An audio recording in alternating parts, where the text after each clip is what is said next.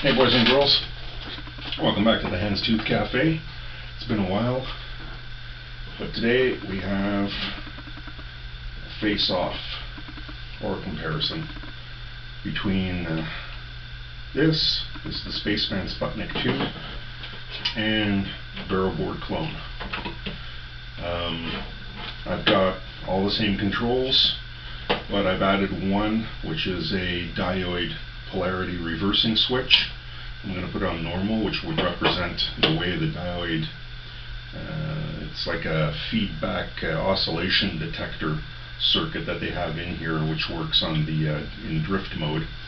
I found while I had this on the breadboard that reversing the orientation or the polarity of the diode opened up a whole different range of oscillation tricks that this little pony can do.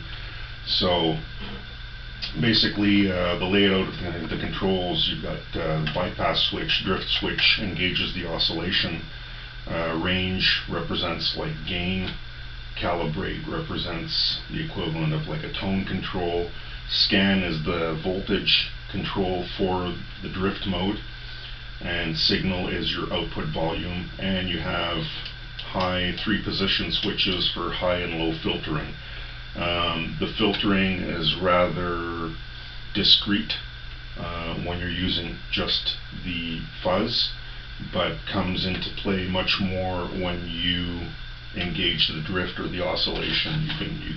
You can set yourself up in different octave ranges, so you can carry an oscillation with a root note that you're playing, and so on. So I've got these back to back here. I'm going to start with the gain at minimum, calibrator tone at noon. The filter switches I'll leave in the middle, or at their lowest setting right now. And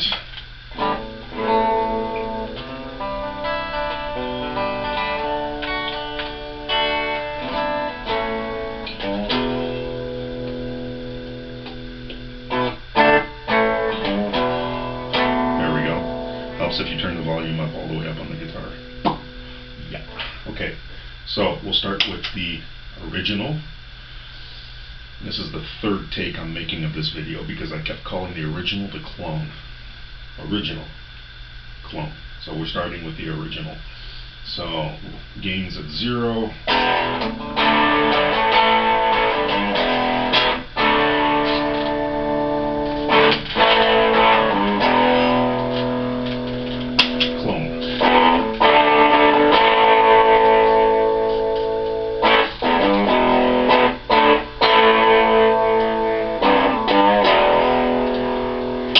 Original.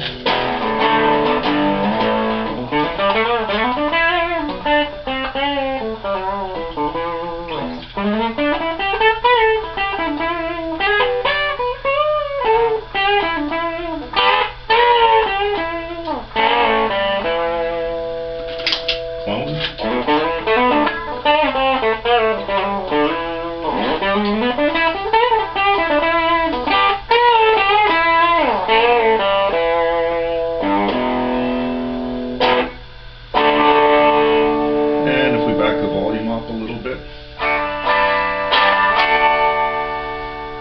Cleans up pretty well. When you dial the gain up, it still cleans up fairly well with the guitar volume, but let's just call it like a really, really mild overdrive. So we'll go back to the original. This is the gain at noon. I'll put the gain at noon on the clone right now.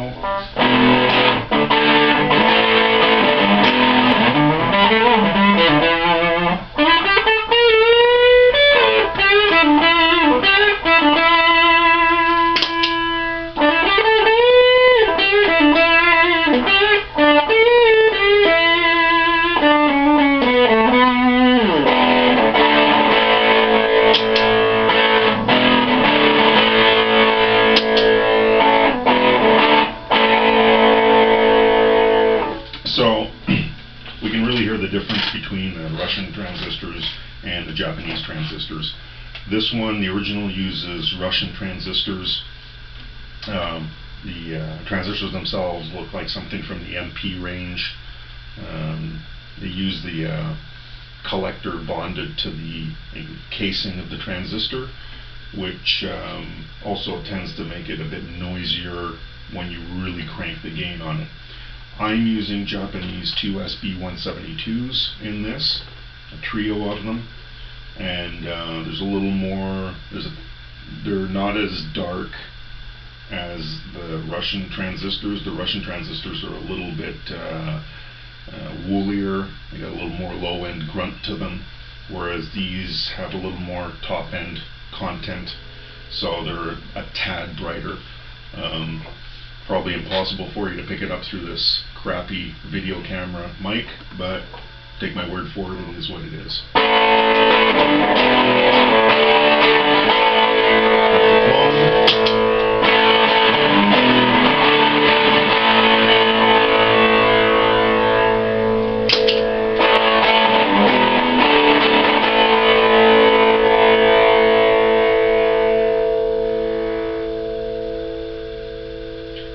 They're a little brighter, and you hear when on the decay you get a little bit more harmonic content that comes out with the clone because of the Japanese transistors.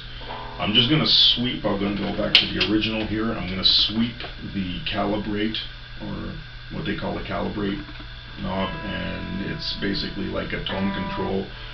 Whatever filter settings you decide to use here, this will sweep through that frequency range. What I find weird about the original one is that there seems to be like a dead spot in the middle. I'm going to put it to 0 here, and then I'm going to sweep it to 10, and you'll hear that it's crunchy there, it's crunchy there, and it's a little flat in the middle. So I'm going to sweep it now.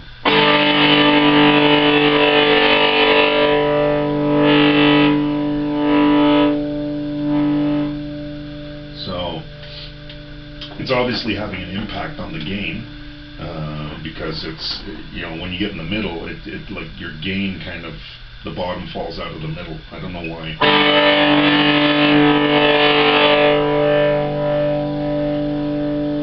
Now in the clone, I don't seem to have that, well, problem.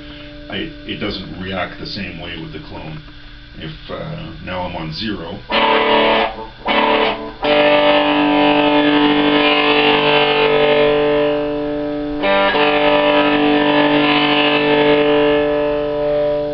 and the clone seems to react more in a linear fashion, like from a low to high, you know. It also increases the gain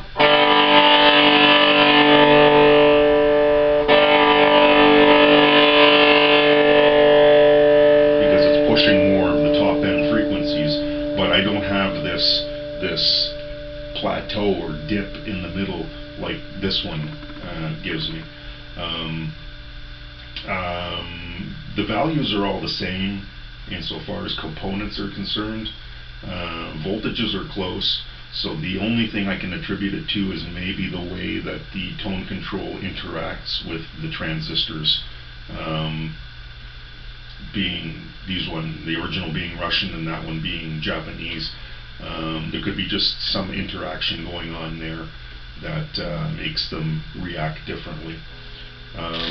Let's go max out the gain here.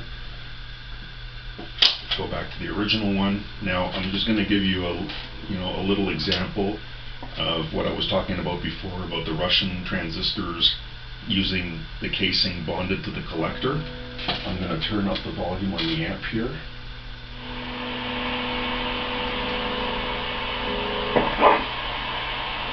And I'm pretty sure you'll be able to hear that hiss in the background. Now I'm going to switch to the clone. I still have a little bit of a hiss. I can hear the amp noise because I've cranked the master up quite a bit.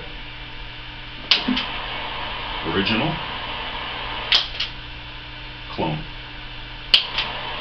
Original, clone. So that's one of the characteristics of the Russian transistors. The ones, especially the ones that use the collector bonded to the casing. The casing acts like a bit of an antenna, so it's probably catching a lot of what's going on inside the enclosure. Or it might also be just the leakage of the transistors that's causing that extra hiss. The Japanese transistors, the casing's insulated from the actual circuitry of the transistor. So, you know, one easy test you can do it if you're breadboarding this is, you know, put a Russian transistor with a bonded collector and put an insulated transistor like a Japanese transistor. I'm using two SB172s in this, and you put up the volume a bit and just put your finger on it and you'll hear it. I mean, you know, when you put your finger on there, you're actually putting your finger right on the collector and you will hear that noise. So the Russian transistors will inherently be noisier, especially when one of the legs is, especially the collector is bonded to the casing of the transistor. So now we've got the gain cranked right up. We'll go to the original. Tone's always in the middle.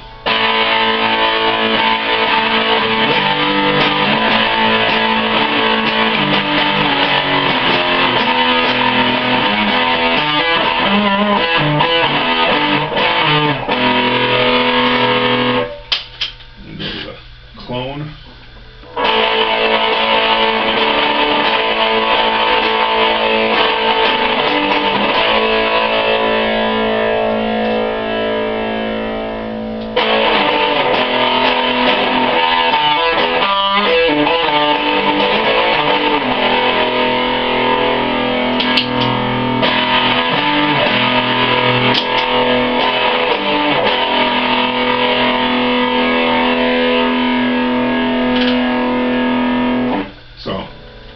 More low end, more top end.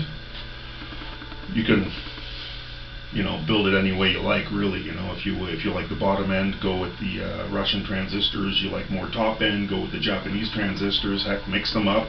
You know, you'll find your own tone range in there.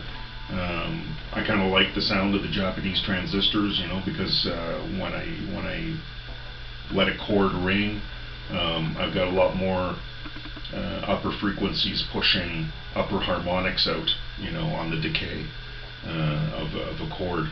So it's a little more interesting to my ears. There's no good or bad here. It's just they both do the same job. It's just whatever you prefer to hear, you know, coming out of your amp. So we'll go into drift mode, and basically the scan is the voltage. So depending where you set it, you can have it on all the time, or just back it off a bit.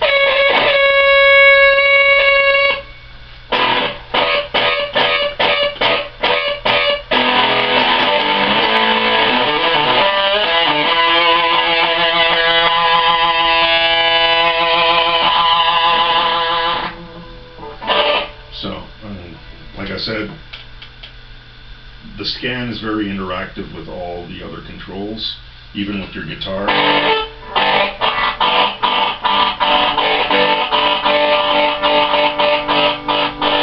Which will also affect the filtering.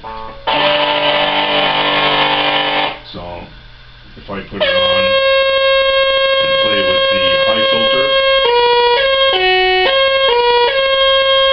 and low filter,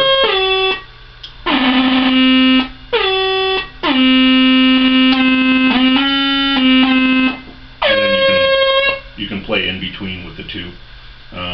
Again, interactive with the calibrate and arrange.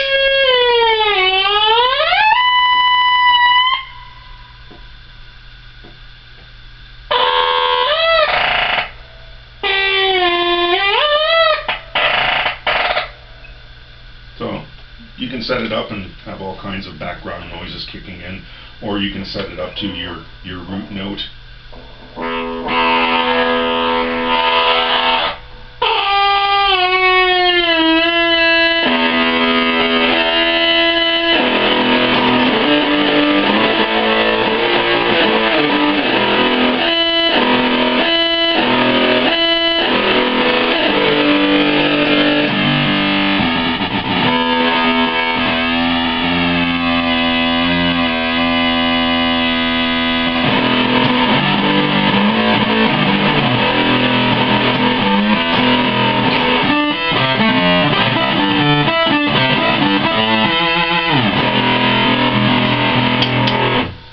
Kinds of crazy fun like that. So go over to the clone.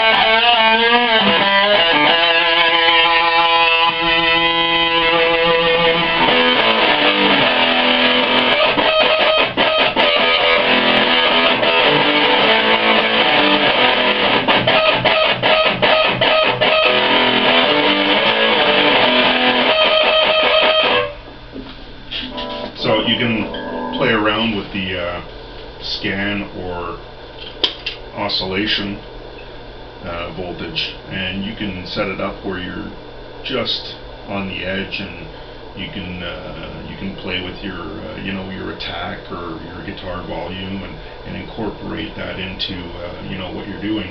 As I mentioned before, I incorporated a third switch, which basically takes the polarity of the diode and flips it around, which opened up a whole new door of possibilities tone-wise for the oscillation. I just discovered this by accident when I had it on the breadboard, and I decided, well, this is really cool. I'm going to throw it into the circuit design. Kind of weird that Spaceman Effects didn't throw that. Maybe, I don't know why,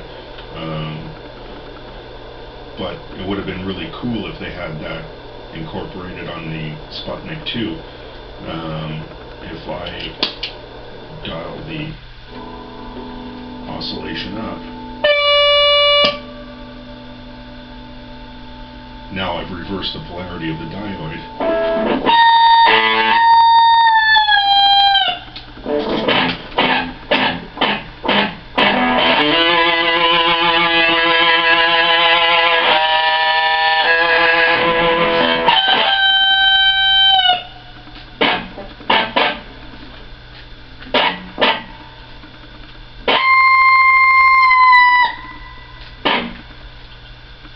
And it gives me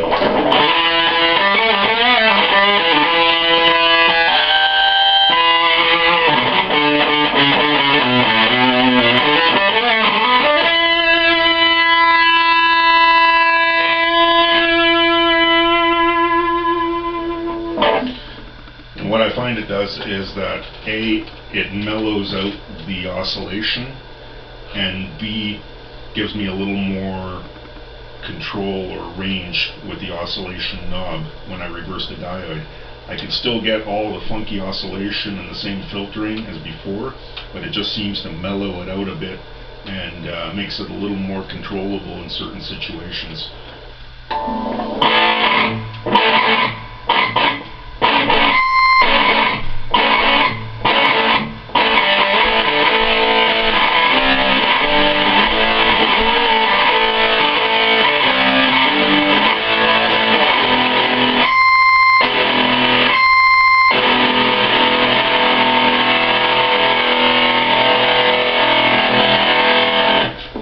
Again, you can play with your filtering.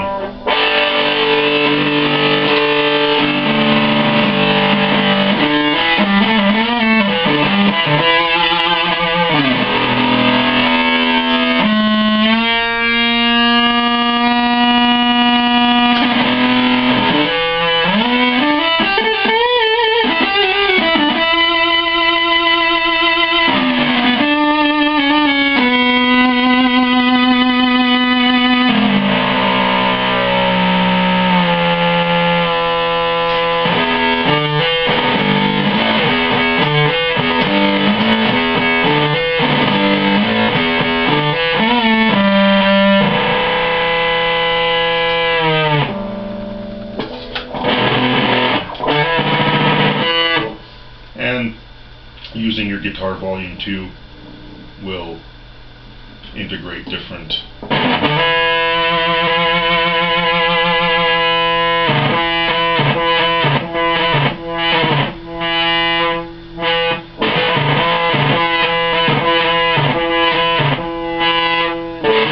almost like a tape loop playing around. So there you go.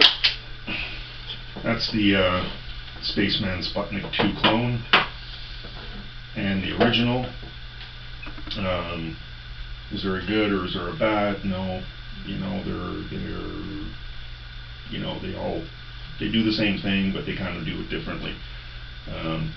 Again, that all depends on how you put it together and what kind of components you use. And you know, I used all the same values, and you know, I chose all my transistors to get the same voltages. But again, using different transistors, I got a little bit of a different, you know, feedback from it. But that's cool. That's the whole thing about DIY. You do it yourself, you learn, and you build something different. Anyway, that's today's show. Hope you enjoyed it. See you again soon. Ciao.